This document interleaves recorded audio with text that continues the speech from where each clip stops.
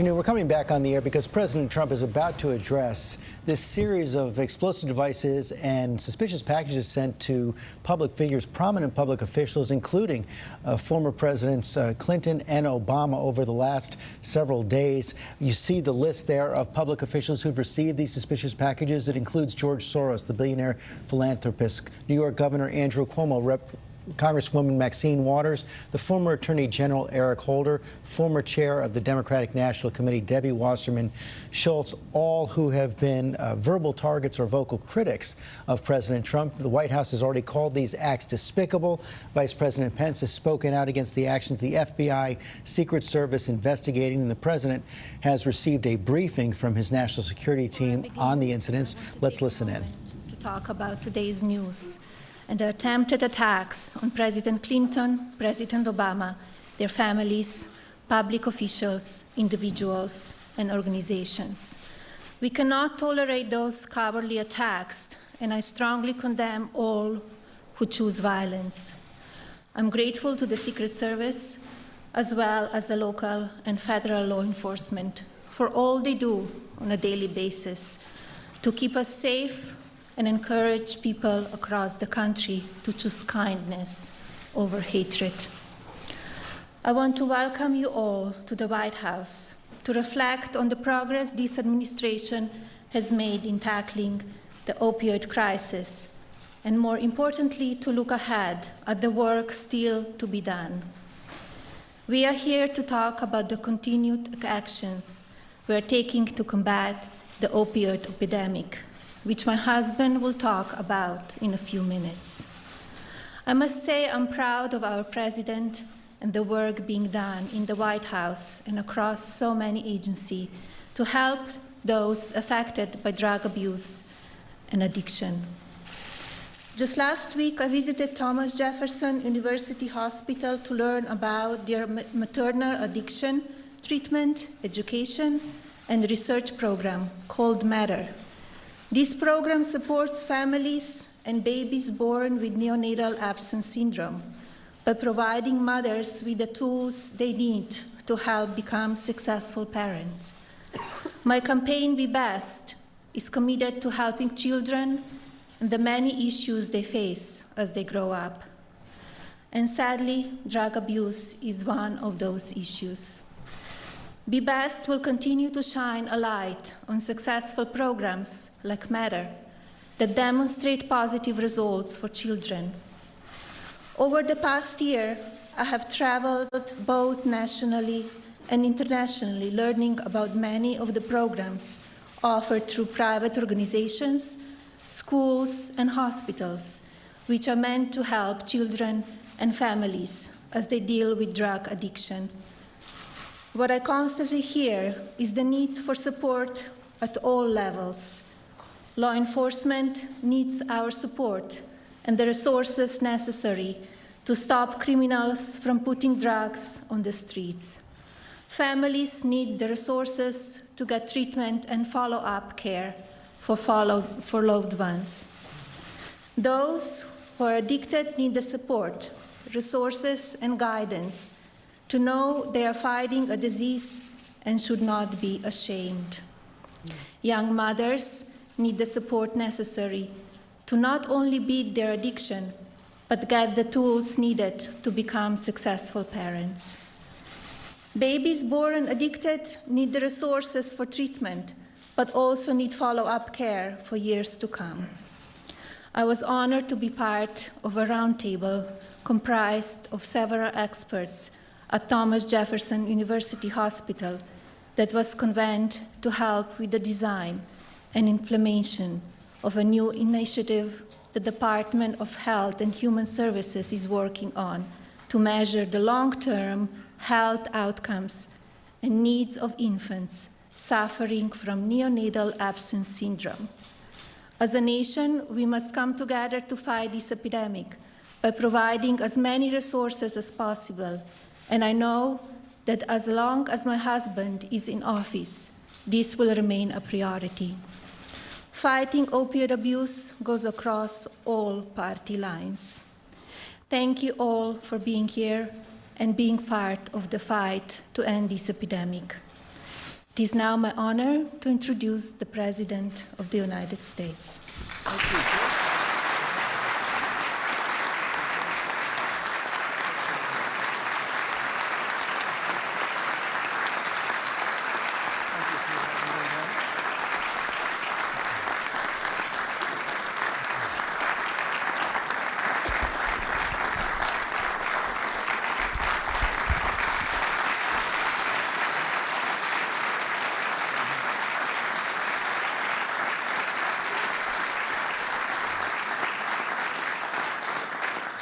I want to thank you very much, Melania. I know how hard you've worked on this.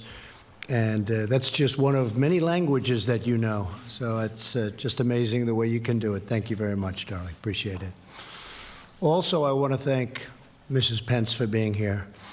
You have been just so terrific working alongside of our great Vice President. And thank you very much, Karen. Really appreciate it.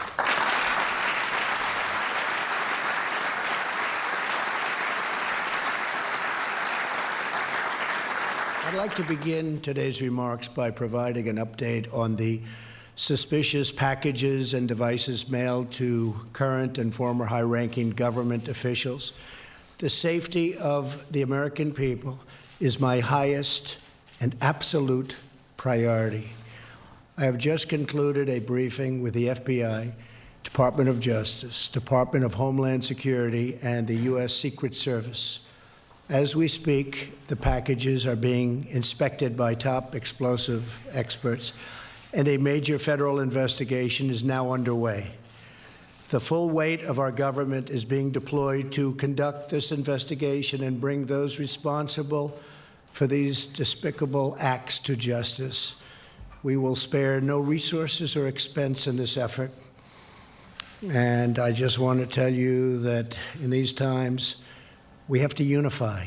We have to come together and send one very clear, strong, unmistakable message that acts or threats of political violence of any kind have no place in the United States of America.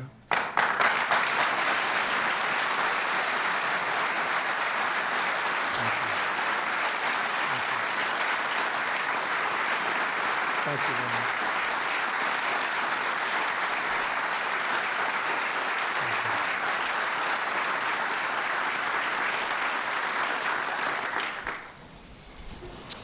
It's a very bipartisan statement. I can tell you from both sides, we both agree on that. This egregious conduct is abhorrent to everything we hold dear and sacred as Americans. My administration will provide additional updates as they become available, and I just want to thank everybody for their understanding. We're extremely angry, upset, unhappy about what we witnessed this morning, and we will get to the bottom of it. We're gathered together today President to Trump there address condemning America's drug what he and calls opioid despicable crisis, acts, the crisis targeting it is, of several which now prominent claims officials, including former 70,000 Presidents lives. Obama and Clinton, with explosive devices, suspicious packages sent to a series of officials over the last 24 hours, including the former presidents, Congresswoman Maxine Waters, the former Attorney General Eric Holder. As the president said, he's got the full weight of the government behind this now investigating. I want to bring in our Chief Justice correspondent, Pierre Thomas, for more on this. Pierre, we know that at least three of the devices, also the one sent to CNN, along with the ones to the former presidents, live explosives. George, this is why all these officials are taking this so seriously, and I think that's why you heard such a strong statement by the president. We don't know how viable these devices were, but I can tell you this, they contain explosive material. That from the NYPD and the D.C. police chief who just spoke a few moments ago.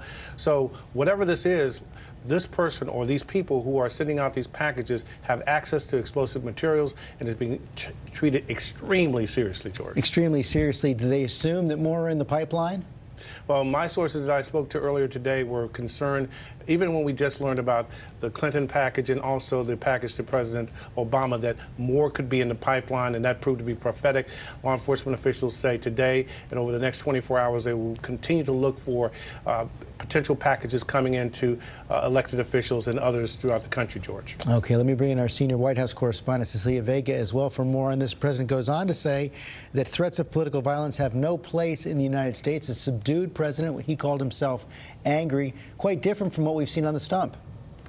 Exactly. He's saying now we have to unify and come together. But, George, the common thread here, and we have to say we have no idea what the motive is. We have no idea who the suspects is or are.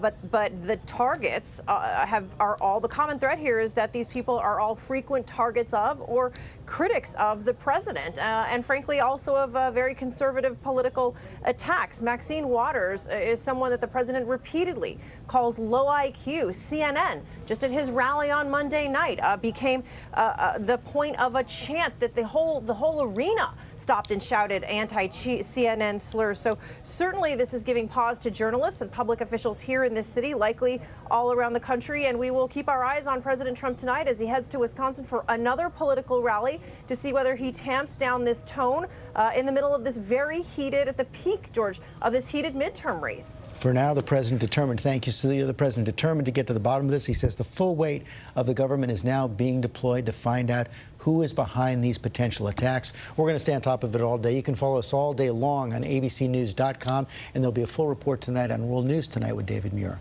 Have a good afternoon. This has been a We're taking over this breaking news report. Again, a recap for you. We are taking a look at 4 suspicious packages that were recovered. One at the home of George Soros in Westchester County, another at the home of the Clintons in Westchester County, New York.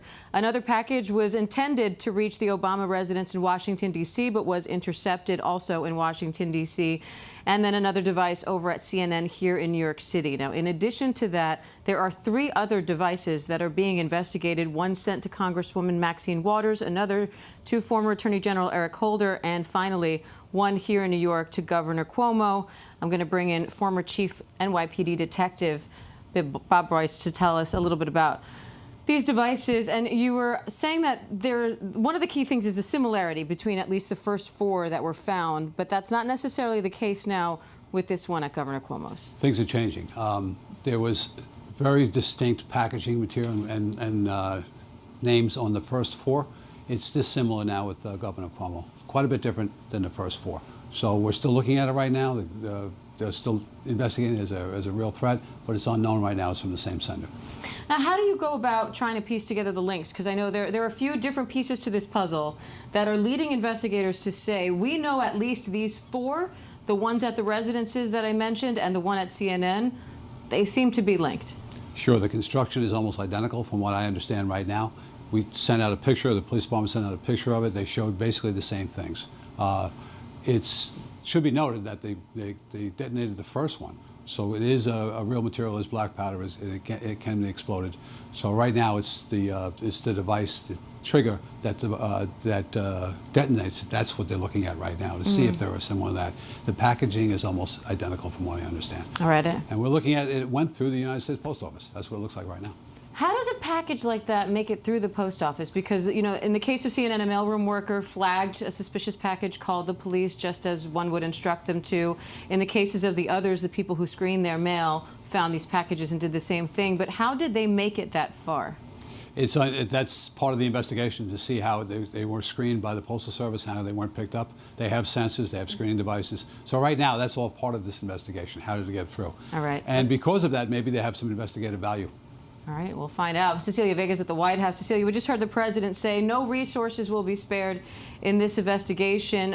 What's the sort of the tone at the White House, especially given one of these packages, the one addressed to President Obama, was addressed via the White House?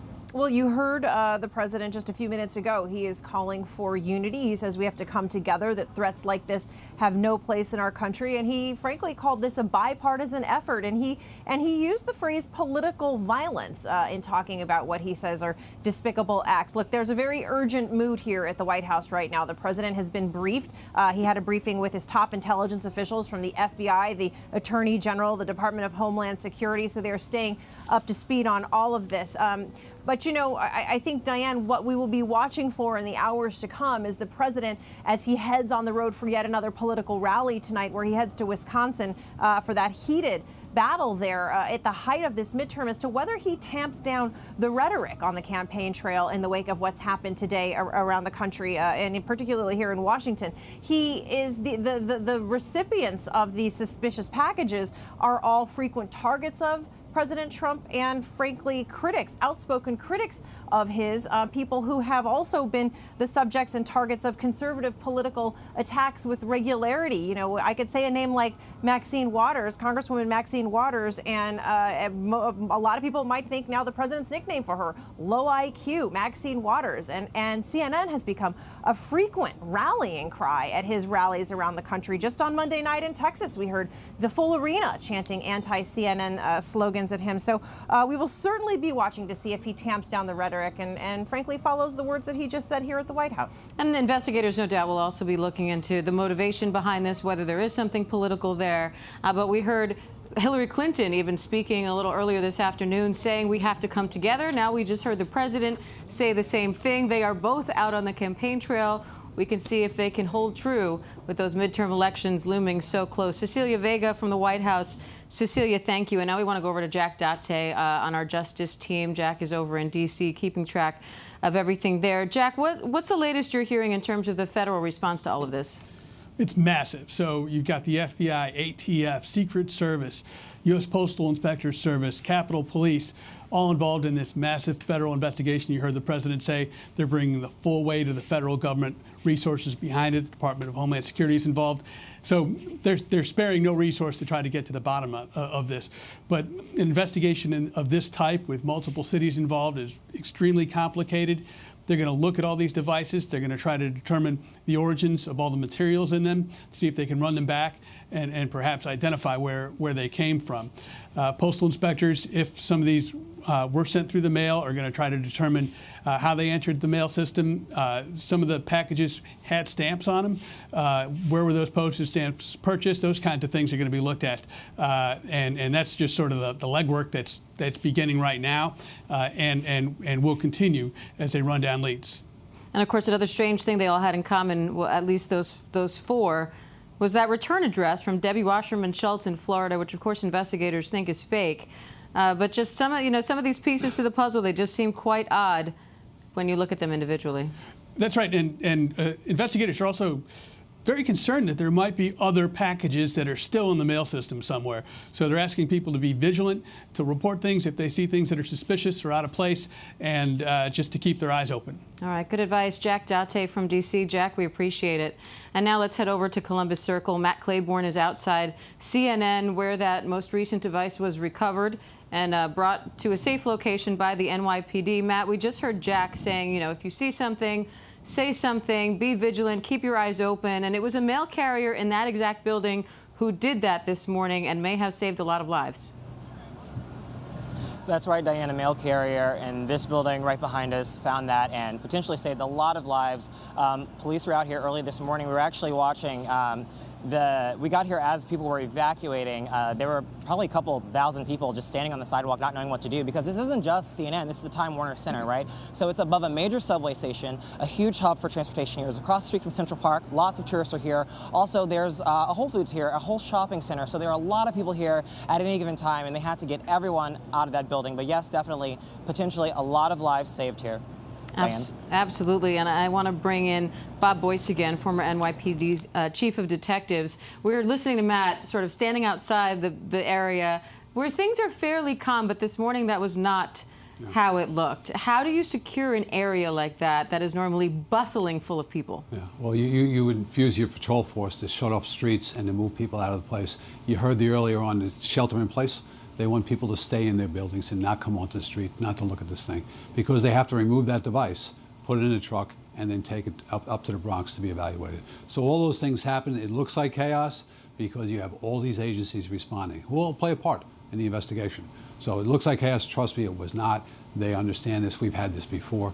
In Manhattan South, where this happens, they do this all the time. Oh, absolutely. I mean, It's a sad thing, almost the level of experience the NYPD has, but it does have quite a bit. And on that note, I know one of the things they're already connecting the dots on is the similarities between these devices. One is the way they were built.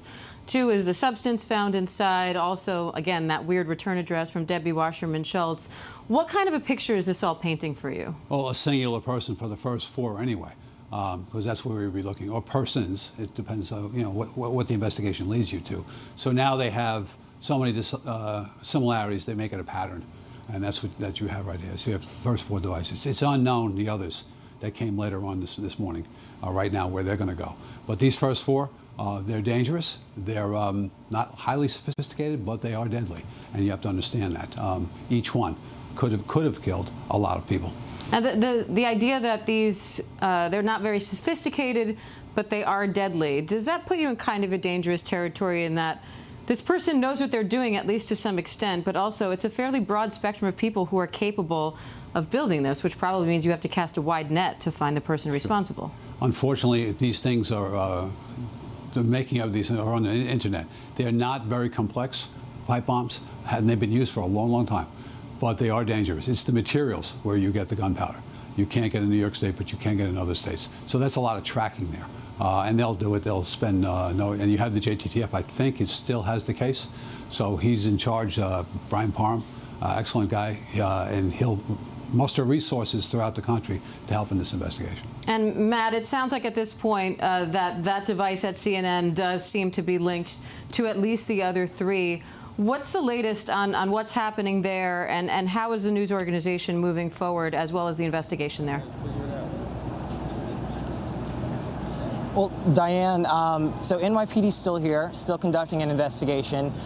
We saw earlier the bomb actually be removed and put into their containment vessel, what they call it, and they shipped it out here. CNN actually, now I'm not sure if they're inside or not broadcasting, but the shops are open and people are inside. But not far from us, we can actually see CNN doing a live show from out here, outside of the building. So from what we know, it's safe for people to go in certain parts of this building. There's an entrance behind me that they're not letting anyone inside of, but this is a huge building, a huge facility, so there are lots of entrances. But on the other side of the block, they are letting people in, shoppers aren't allowed in, but there is still definitely a security presence here and should be here for the next several hours. All right, and the NYPD has promised up security pretty much all over the city. Matt Claiborne, we appreciate you right outside of CNN, where that last device was found in Columbus Circle. And so, Chief, I just kind of want to wrap this up. We're looking at these 4 devices that appear to be all connected. They all did have explosive devices in them, and they appear to be built in the same way. So those seem to be linked. We have the device that was found at Governor Cuomo's, which appears completely different, and then at least 2 more that are still being investigated. When you look at this full picture, what do you make of it? Well, I can only speak for the first 4, but it looks like it's all part of one person or persons, like I said. The first 4, definitely, I would say right off the bat that this is all one person. These other devices, we get a lot of these things. You have to understand, during the course of a day. White powder jobs are unfortunately pretty common in New York. Generally speaking, they're hoax devices, meaning to scare. Right, and the CNN device was found along with an envelope with white powder in it. Yes, so it's a tough day today. Certainly it's taxing the NYPD, but they have the ability to deploy throughout the city at sensitive locations where you're trying to figure out where this thing is going. So, and they'll work with other police departments as well up in Westchester County, whatever the case may be. All, again, we are in support of the federal investigation right now. Right, and now we're going to be looking at the NYPD obviously is involved.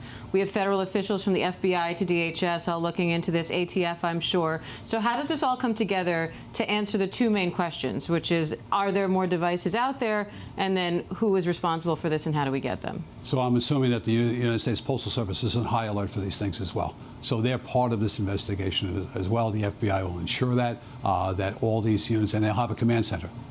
And I'm sure they had one today, where you just start meeting out taskings. So the NYPD can help with that, with the physical parts of crime scenes, because we have so many resources. But again, it has to be that it's run by the Federal Investigation, the Federal Bureau of Investigation right now, and the JTTF, and we are in support of that. So piecing this all together, we'll know in the coming hours, days, and hopefully not weeks. But we'll know more as we go forward. And quite a few questions left to be answered, and a lot of people working to answer them. Former NYPD Chief Detective Bob Boyce, we so appreciate you being on with us. Thank you. Thanks. And thanks to Cecilia and to let's see, Jack Date and Matt Claiborne, on all our correspondents who have helped us report on this breaking news throughout the day. That does it for us here for now at ABC News Live. Remember, you can check your headlines all day long at abcnews.com or at your ABC News app. For ABC News Live, I'm Diane Macedo. Thanks for watching.